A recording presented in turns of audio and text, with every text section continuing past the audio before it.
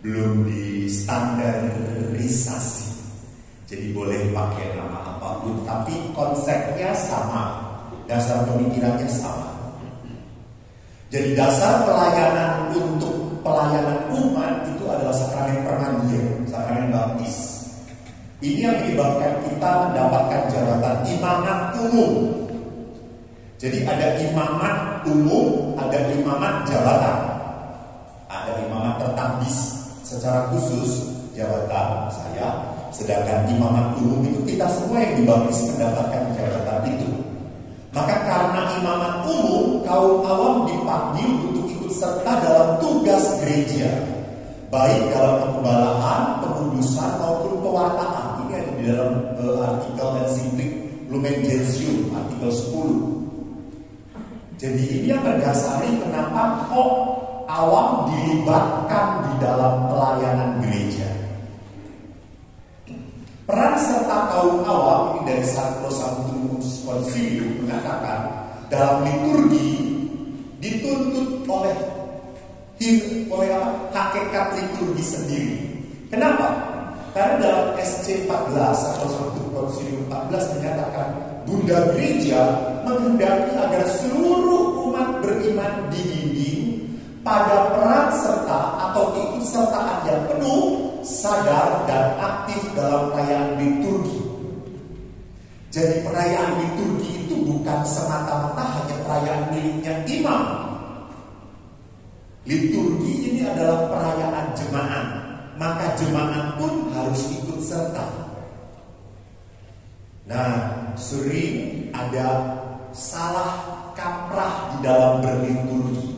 Contoh, Haleluya, seruan Haleluya bagi pengantar Injil. Apakah boleh diserukan oleh imam atau tidak?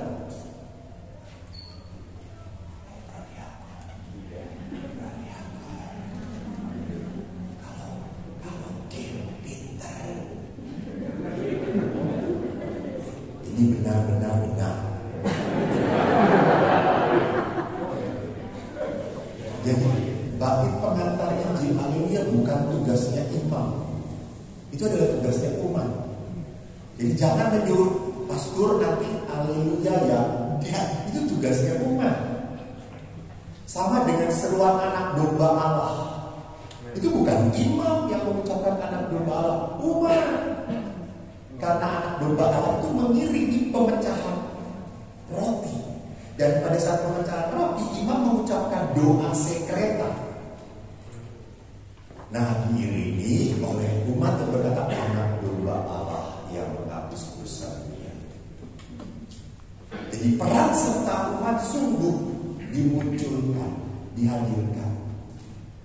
Saya paling sedih kalau udah misa, lalu sekarang dulu sebelum pakai masker aja jawabnya pelan.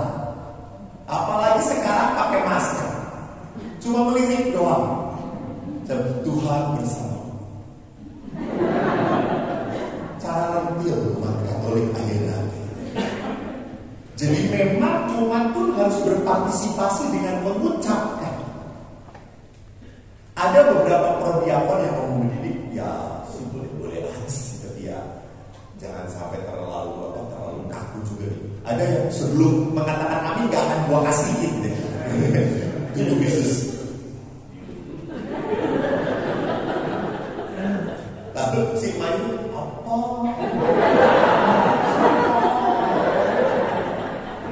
Lalu amin, udah mandi gak beneran. Jadi malah ribut. Jadi liturgi memang mengatakan bahwa tidak pernah boleh imam menjadi one man show, ya. Tidak boleh misalnya imam yang mimpin bacaannya dia, doa umatnya dia, khotbahnya dia, segalanya dia. Tidak. Harus ada umat yang berpartisipasi. Nah, pernah ada yang mengatakan lektor, pastor apakah harus pakai album? Tidak harus. Orang lektor itu diambil dari umat, tugas umat berdiri melayani, pakai baju umat biasa. Hanya seringkali kan umat lektor itu kalau pakai baju gereja itu kan lupa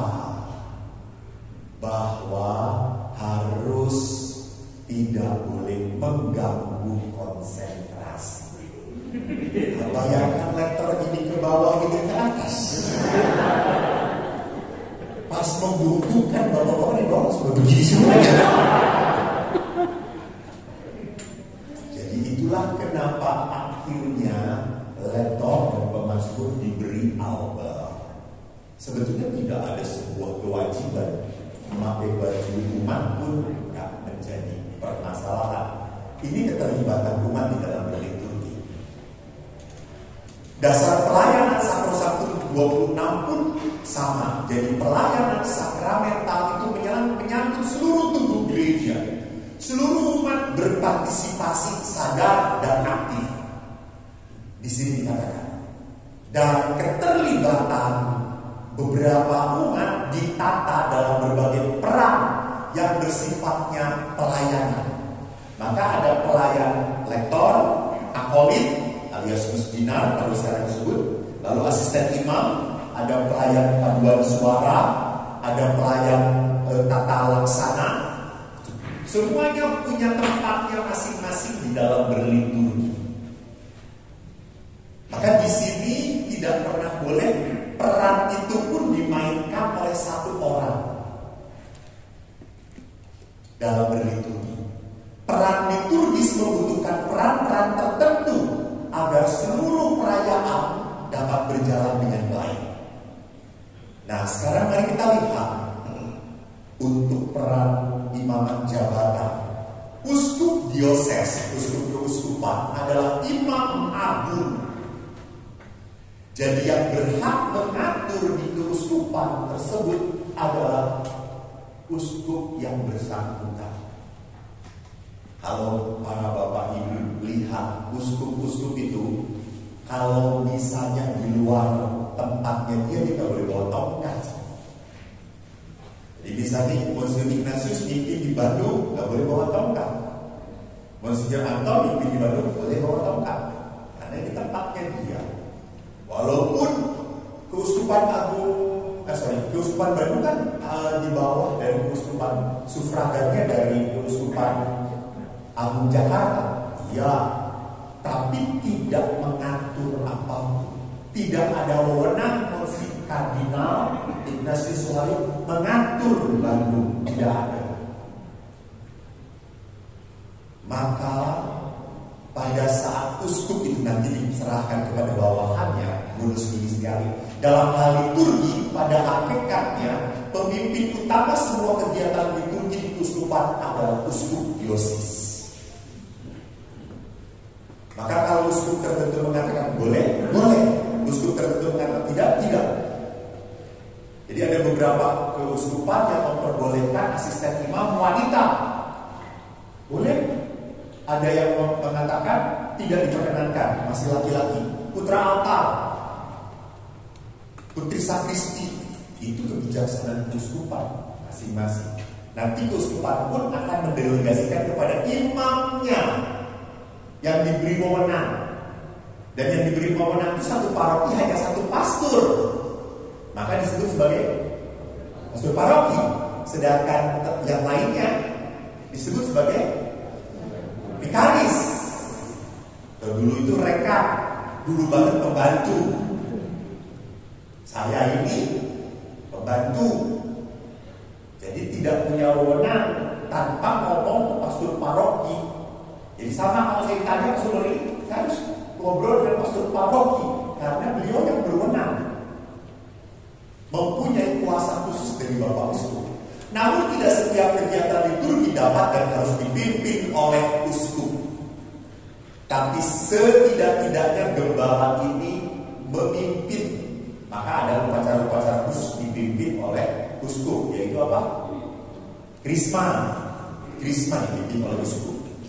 Kecuali keuskupan Agung Jakarta itu banyak banget parokinya, maka seringkali didelegasikan kepada Vincent atau Vinkan.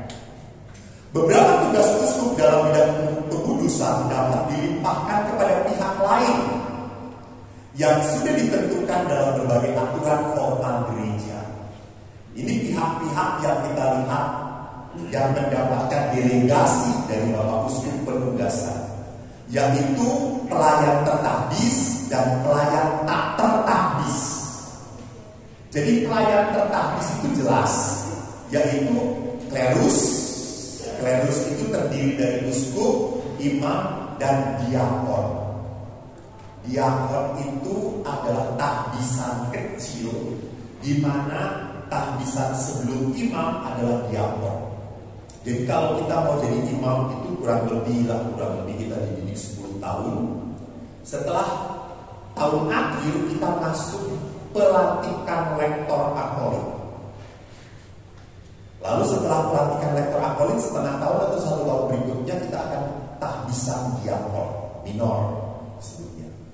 Lalu setelah tahbisan diakon minimal 1 tahun ia diperbolehkan masuk ke tahbisan imam.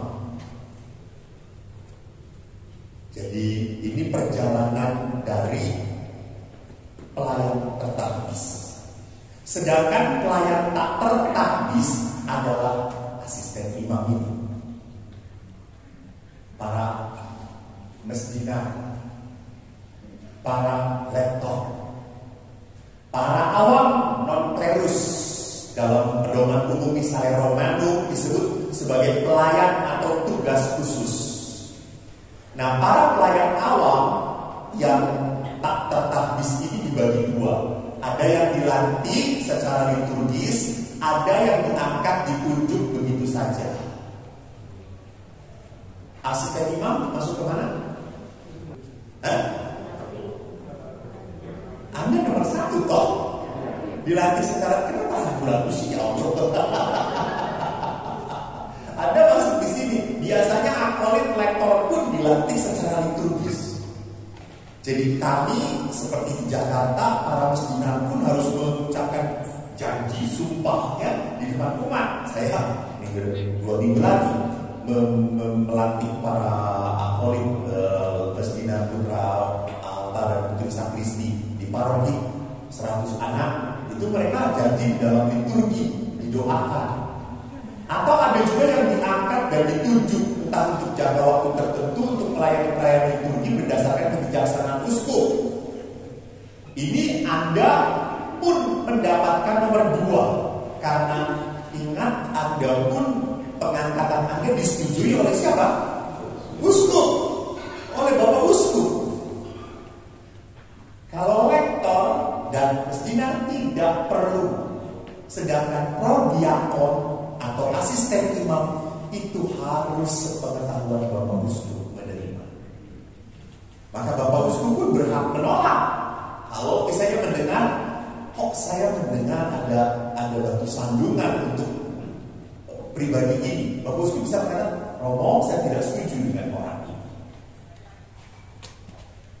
Itu dimungkinkan saja karena beliau yang memberikan SK-nya, penugasannya atas permohonan Anda dan Masjid Paroki. Mengapa perlu pelayan umat kaum awam? Sambil mengutip pedoman umum misalnya Romanus 109 dan Redemptoris Sacrament artikel 43 mengatakan demi manfaat bagi umat setempat maupun seluruh gereja, maka dalam rangka perayaan liturgi suci ada di antara kaum awam yang sesuai dengan tradisi dipercayai pelayanan-pelayanan yang dilaksanakan dengan tepat dan dengan cara yang patut dipuji. Sangat tepatlah jika ada lebih banyak orang yang membagi di antara mereka serta melaksanakan berbagai tugas atau bagian-bagian pelayanan. Jadi memang di dalam dekret dan aturannya pun tugas pelayanan ini dimungkinkan sebanyak-banyaknya. Kenapa sampai demikian ya? Yuk kita lihat. Pendidikan imam ini mahal. Kemarin pastor kami provinsial itu satu imam itu dari frater jadi imam kurang lebih 5 M. Syukur kalau jadi dan bertahap. Jadi pendidikan mahal sekali sekarang karena harus sampai S2 sekarang. Zaman saya S1 lalu pastoralnya sekarang harus dijadikan S2. Jadi memang resmi. Itu yang membuat jadi mahal sekali. Lalu juga tidak hanya itu, kami pun bekerja dengan psikolog untuk membereskan. Kenapa? Karena seperti mulai di Jakarta sekarang, para calon imam harus benar-benar tersaring bahwa tidak ada bibit-bibit pedofilia dan homo. Jadi ini yang harus sama sekali benar-benar dilihat. Karena bahayanya hal ini bisa tertutup. Mungkin waktu pendidikan bisa ditutup-tutupi, tapi setelah jadi pastor dia punya kuasa, dia punya wewenang. Bahaya kalau meledak. Nah ini tuh kita menyaringnya sungguh sangat sulit sekali. Maka sekarang itu memang seperti masuk 10, baru 3 tahun sudah mulai 4, 5, nanti kan bisa tinggal 1 atau 2. Tidak hanya itu saja, Bapak Ibu ingat orang Katolik sekarang itu, keluarga-keluarga Katolik punya anak berapa coba? Itu 1, 2, irit banget. Disuruh anaknya jadi pastor, jangan, 1 saya.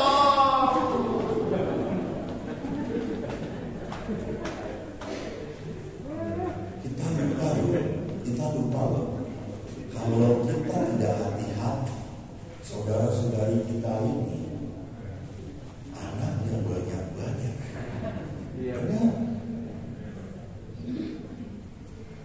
Sumbernya juga banyak masuk. Terus maksud Bapak, maksudnya ini gara-gara tidak dengan pasangan ini kayak gini.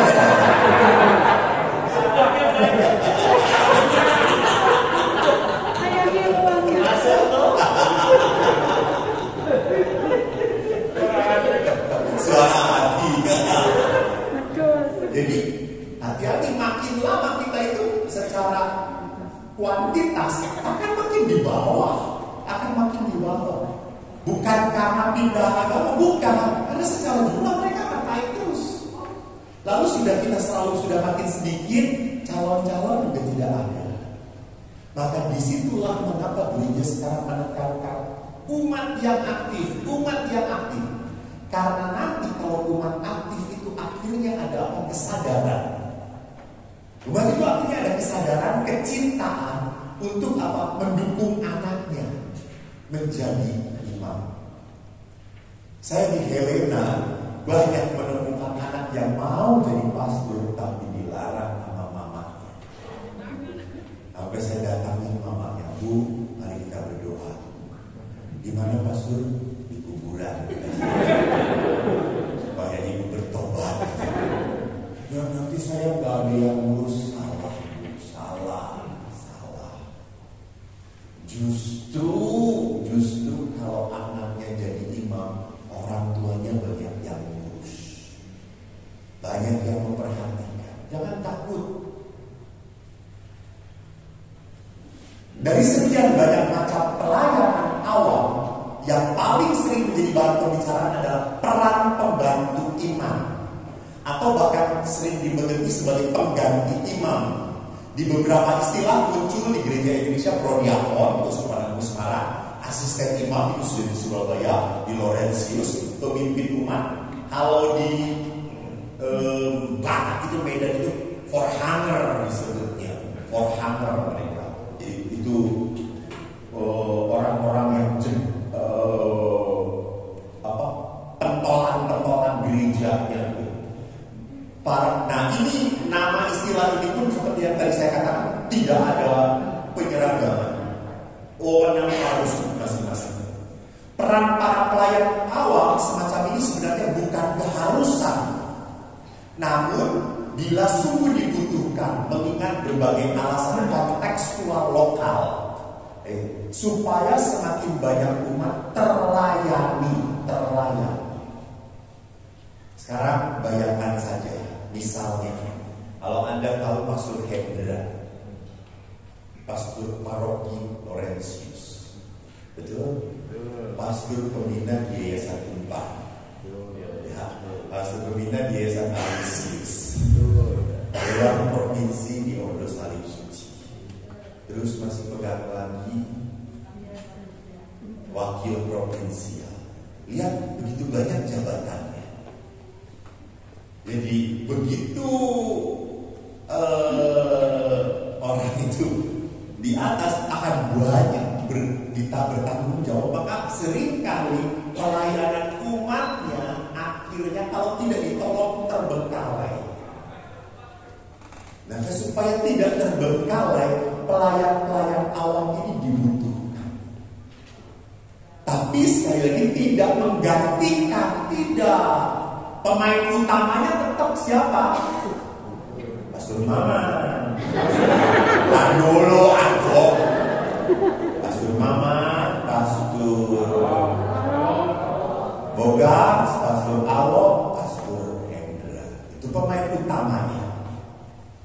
Peran pelayan saudara-saudara, apa arti membantu imam? Kata imam mengertikan dalam arti luas yaitu sebagai pemimpin perayaan liturgi khususnya. Dalam misalnya Romanum dikatakan sacerdos, imam, presiden, celebran itu pemimpin. Bukan presbiter saja seperti dalam pengertian salah satu unsur pada jenjang hierarki. Jadi kalau presbiter itu imam, sedangkan imam dalam pengertian hierarkial presbiter imam. Sedangkan kalau sacerdos itu imam dan itu dalam artian pemimpin dalam liturgi. Celebran pun sama. Jadi peran mereka secara khusus hanya dalam wilayah liturgi peribadatan imam, sacerdos ini untuk membedakan istilah pelayanan pastoral. Jadi ada imam sebagai pelayan liturgi, ada imam secara pastoral, dia melayani umat. Kan pastoral itu bisa kunjungan, bisa sakramen tali, bisa sakramen-sakramen. Itu yang dia lakukan, atau mengajar. Jadi peran mereka secara khusus hanya dalam liturgi atau peribadatan ini membedakan pelayanan pastoral hanya untuk membantu dalam lingkup liturgi saja. Nah sekarang mari kita lihat peran asisten imam. Kata membantu dapat dimengerti dalam pemahaman menolong, meringankan tugas imam. Jadi imam tetap bertugas memimpin perayaan liturgi, sedangkan pelayan awam membantu beberapa tugas imam yang boleh dilimpahkan kepada mereka.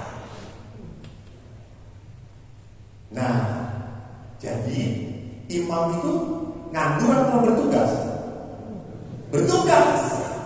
Maka dalam perayaan Ekaristi kayak memberi komuni, lalu imamnya duduk, lalu semua prodiakan, tidak boleh. Tidak boleh. Imam itu pun harus memberikan komuni. Kenapa? Karena dia sacerdosnya. Dia yang ditolong. Kita penolong kok yang ditolongnya malah melarikan diri istirahat. Tidak bisa, harus ada di situ. Menggantikan imam yang tidak dapat bertugas. Imam misalnya sama sekali berhalangan memimpin, maka pelayan awam ditugasi menggantikannya sebagai pemimpin liturgi.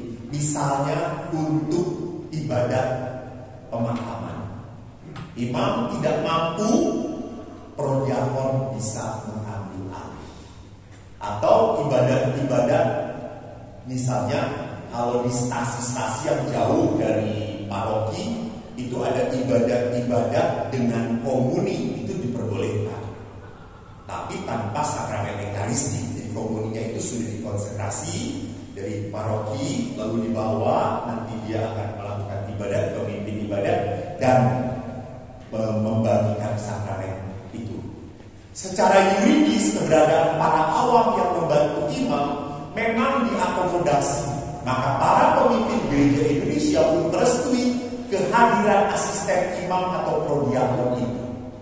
Pada umumnya tugas ini diadakan untuk apa? Menanggapi kebutuhan gereja lokal akan tenaga pelaksana liturgi yang mencukupi, yang belum mencukupi, menggairahkan keterlibatan awam dalam berliturgi dan menyemarakkan perayaan liturgi. Jadi tolong lihat, mungkin prodiakon juga pernah belajar liturgi dari Pastor Riston atau Pastor Harimanto, jagonya. Kalau liturgi itu kan ada hari biasa, ada peringatan, ada perayaan.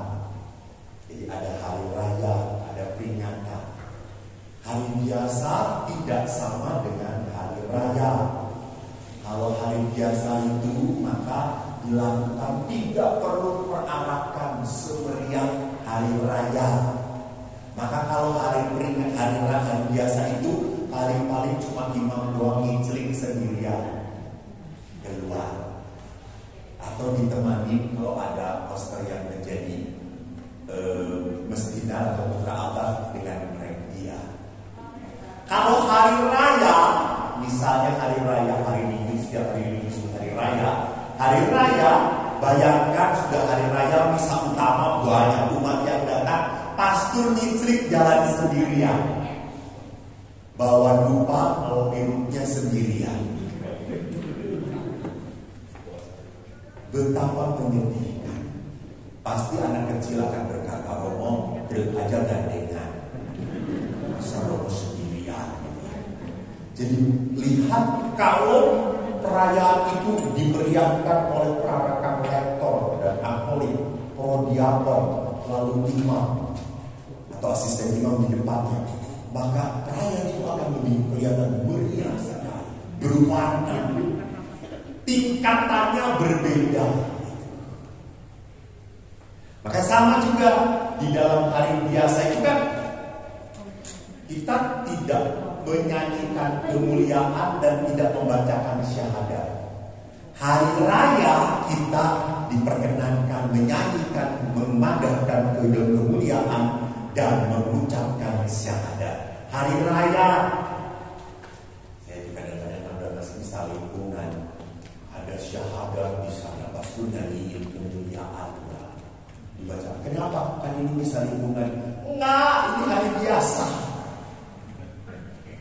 Jadi ini pun prodiakon harus mengerti bagaimana menatanya, supaya apa?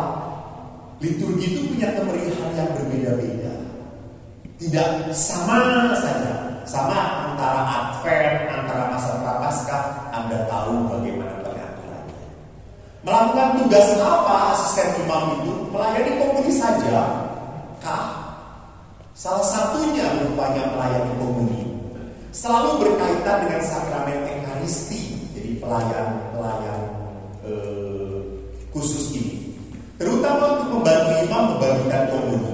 Maka dalam PUMR artikel 98, tugas ini diberikan kepada apolit sebagai pelayan tak lazim, demikian juga kepada lektor. Jadi ini lektor apolit itu yang dilantik, yang kelak akan jadi diakon dan akan menjadi imam. Dan ini diserahkan kepada pelayan yang tak lazim. Apolit dan lektor dalam pengertian ini adalah mereka yang dilatih secara liturgis untuk pemeriksaan di dalam bangsa. Tadi saya katakan, pelayan lazim untuk membagi komuni adalah para klerus. Ya, pelayan lazim. Jadi pelayan yang lazim itu apa ya? Biasa. Yang biasa itu adalah klerus, imam yang tertandis. Para pelayan tak lazim luar biasa, baru boleh bertugas jika memang para pelayan lazim tidak ada atau tidak dapat melaksanakan sendirian, maka dibutuhkan bantuan pelayan tak lazim. Jadi istilah pelayanan komuni terasa lebih sempit daripada pelayanan sakramen Ekaristi atau Magus. Jadi asisten imam itu tidak hanya bertindak untuk membantu di pelayanan komuni saja, tidak hanya itu. Jangan dipersempit hanya di situ saja. Pelayan komuni, khususnya pelayan pembagian komuni, ingat di mana misa, komuni orang sakit dan viatikum. Apa viatikum? Pernah mendengar kata viatikum? Ya, benar. Viatikum itu adalah via itu jalan, tekum. Semoga sakramen ini menemani sakramen Magus ini menemani jalan perjalanan hidup terakhir Anda. Jadi kalau orang sudah mau meninggal dunia, lalu Anda beri sakramen Maha Kudus, itu adalah viatikum. Ini adalah sakramen terakhir yang menemani perjalanan Anda. Tekum, Tuhan menyertai perjalanan via perjalanan.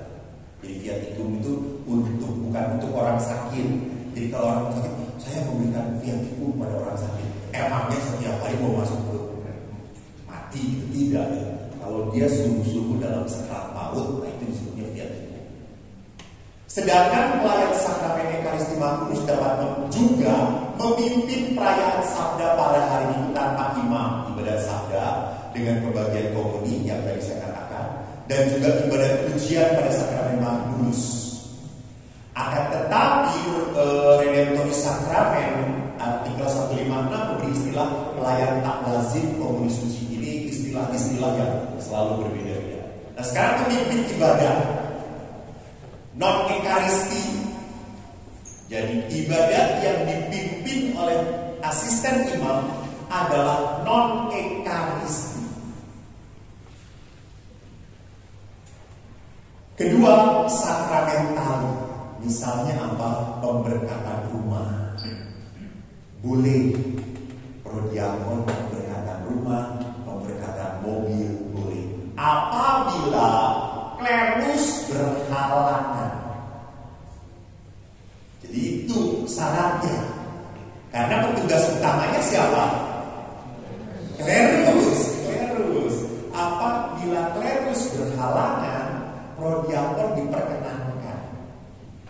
Juga ibadat-ibadat devosional. Misalnya lingkungan mau mengadakan ibadat penutupan bulan Maria atau penutupan bulan Rosario, atau lingkungan mau mengadakan ibadat mengenang arwah-arwah saudara-saudari yang meninggal.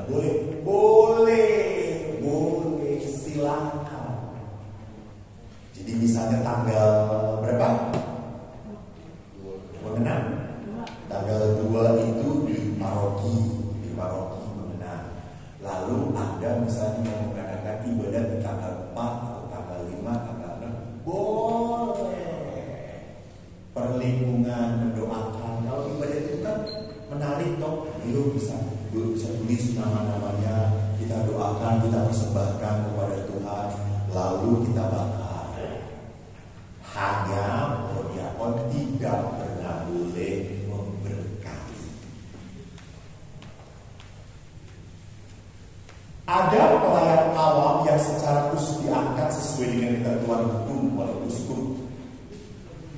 Sebentar, saya ngomong itu tuh atas dasar hukum aturan gereja Uskupan Agung Jakarta. Uskupan Baru itu enggak? SK-nya gimana? SK-nya gimana? SK ada dong, di dalam SK ada tertulis ibadat dan seterusnya.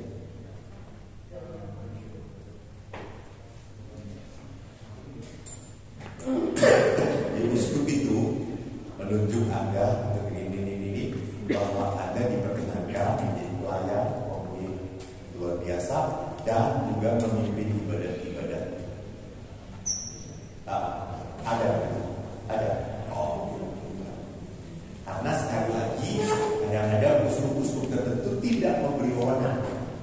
Itu boleh. Jadi ada uskup tertentu yang wewenangnya kamu hanya komuni saja, boleh. Tapi uskup harus mempunyai jaminan bahwa imam-imamnya bisa melayani semua ibadat umat-umatnya. Jadi jangan sampai tidak boleh lalu tak terlayani, itu kan kurang ajar namanya. Jadi sekali lagi, para pelayan prodiakon asisten imam ini perpanjangan tangan dari tugas gereja untuk pelayanan liturgi. Nah ini tadi yang saya katakan.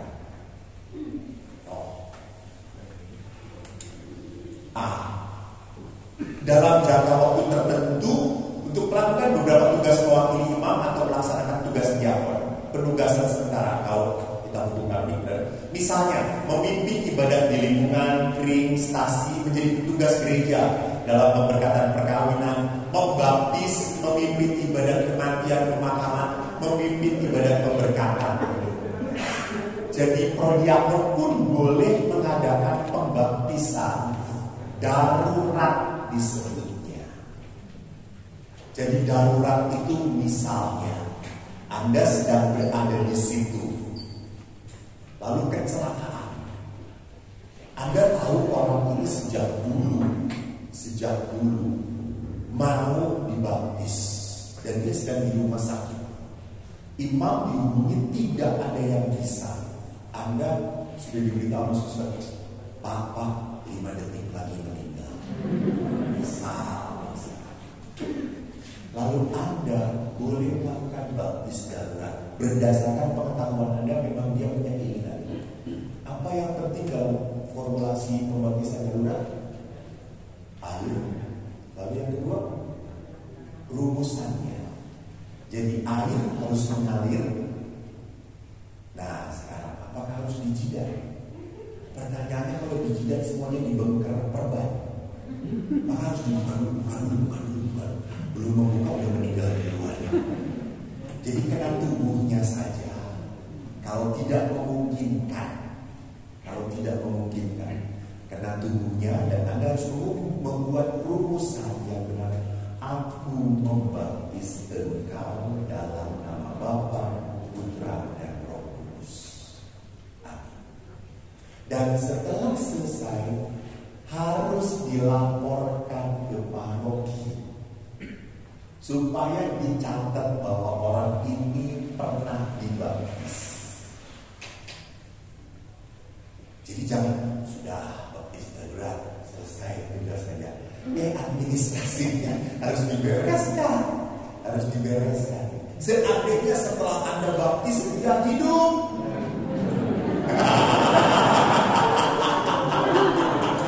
setelah dibaptis thank you, sehat berapa gitu. Jadi kalau begitu, apakah harus kategorisasi lagi? Bicaralah dengan pastor paroki. Jadi ingat, nanti di dalam pelayanan ada yang disebutnya tata tertib. Jadi ini terakhir, karena Tuhan besar sudah memperlihatkan kepada saya tata tertib kerasulan awam. Semua bentuk kerasulan awam dalam gereja perlu sikap saling menghargai dan diatur selaraskan oleh hierarki. Oh maaf, saya menulis ini tidak sembarangan ya. Ini saya ambil dari Dekrit Apostolicam Actuositatem, yaitu apa? Dekrit tentang kerasulan awam dari Konsili Vatikan II. Jadi kerasulan awam itu memang diatur, dan di sini dikatakan semua bentuk kerasulan harus apa? Saling menghargai dan diatur selaraskan oleh hierarki. Maka tidak salah kalau Anda punya masalah apapun, misalnya di dalam poliamor, ada umat tanya, kan seringkali nanya, kalau pada saat Anda ini, Pak, poliamor, misalnya tentang bayi tabung, ibu ini sudah lama ingin banget punya anak, dan dia sedang berusaha bayi tabung, gimana? Boleh atau tidak? Ingat, selama Anda tidak tahu, jangan menjawab. Jangan, menurut saya ya boleh, namanya juga usaha. Itu prodiam menyesatkan saudara-saudara. Anda sekutunya Yudas Iskariot, nggak boleh menyesatkan. Selama Anda bingung, lebih baik Anda mengatakan, baik, terima kasih, kita simpan pertanyaan ini, nanti saya tanya ke Pastor Paroki. Nanti kita tanyakan, lalu saya akan jawab di pertemuan berikutnya. Begitu. Jadi apapun yang membuat Anda bingung, tanyakan pada hierarki.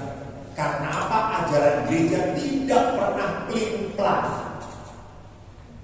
Dan ajaran gereja tidak pernah yang mengakibatkan multi tafsir. Tidak ada. Kan dulu pernah dikatakan bahwa Paulus merestui perkawinan LGBT. Tidak pernah. Bapak Paulus itu mengatakan bahwa kaum LGBT adalah anak-anak Tuhan. Kita tidak pernah boleh mengasingkan dan membenci mereka. Itu. Lalu waktu ditanya, lalu bagaimana kalau perkawinan di antara mereka? Apa jawaban Bapak Paulus Franciscus? hendaknya kalian hidup dalam wadah, menahan diri. Karena hidup seksualitas bukanlah segala-galanya dalam kehidupan manusia. Jadi jelas Pak, istri 4, 5, 6. Yang penting istri pertama tetap paling jos, minimal paling berkuasa.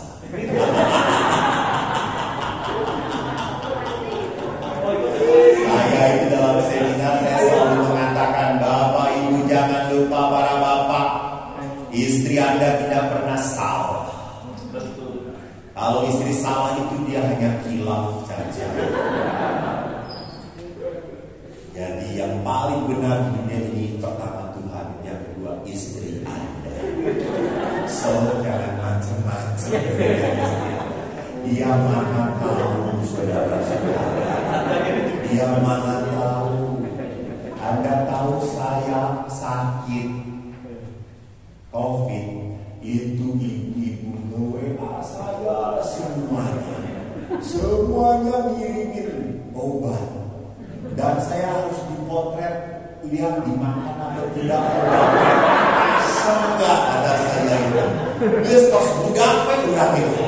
Akhir hari keempat saya nggak bisa buang air karena keracunan obat itu. Jadi lihat saudara-saudariku bahwa di dalam gereja pun ada hierarki yang harus tetap kita hargai. Bahkan hierarki wajib mendukung kerasulan awam. Maka dari itu hierarki harus memelihara kekayaan nilai-nilai moral, spiritual gereja Katolik. Maka sama prodiakon, terima kasih kalau hari ini kita sudah boleh bertemu. Jangan sampai ini adalah pembekalan kedua dan yang terakhir itu bisa. Imam hierarki Anda di paroki Anda wajib memelihara rohani dari para prodiakon, apalagi istrinya, supaya saling sabar kepada para suaminya yang makin lama makin budak. Jadi memang tugas imam hierarki itu ada, pastor kamu mau mengadakan rekoleksi, minimal kita harus memberitahu gembala, karena gembala mempunyai kewajiban di dalam dekret ini memelihara kekayaan nilai moral spiritual gereja Katolik dari para prodiakon. Kenapa? Karena prodiakon itu ujung tombaknya dari pelayanan gereja ya. Setelah katekis itu kan ujung tombak untuk pengajaran, ya kan? Yang mau jadi Katolik baru katekis. Tetapi setelah dengan menjadi Katolik, lalu umat-umat mempunyai permasalahan, pertanyaan, siapa yang ditanya? Ya prodiakon ini. Dan umat akan berkata, masa prodiakon gak ngerti apa-apa? Masa prodiakon sama dengan saya? Gitu. Lalu prodiakon, saya mau tebatin anak-anak. Udah ngomong gitu,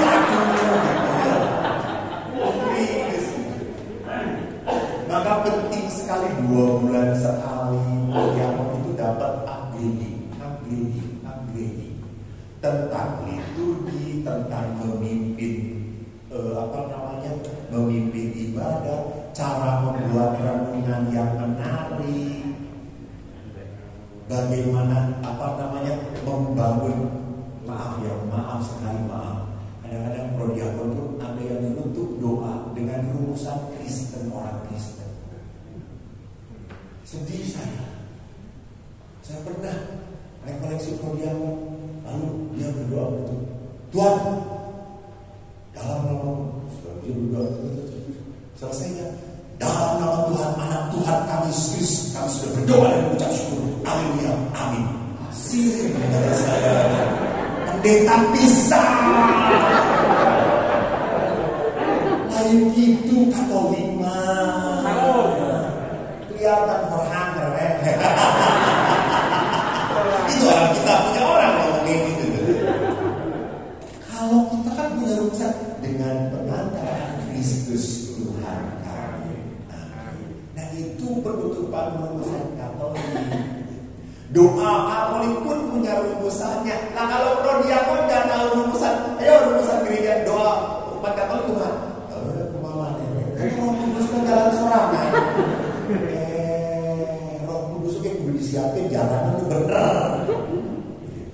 Jangan ngejeplak doang. Doa itu bukan masalah ngejeplak doang. Doa itu ada rumusannya. Nah kalau prodiakon nggak pernah diajar, gimana bisa tahu? Jadi sekali lagi terima kasih. Haruslah sebagai prodiakon untuk selalu bertemu, mengupdate supaya iman gereja Katolik ini semakin ada. Ketahui dan hidup Anda semakin penuh sebagai seorang beriman. Terima kasih Tuhan memberkati.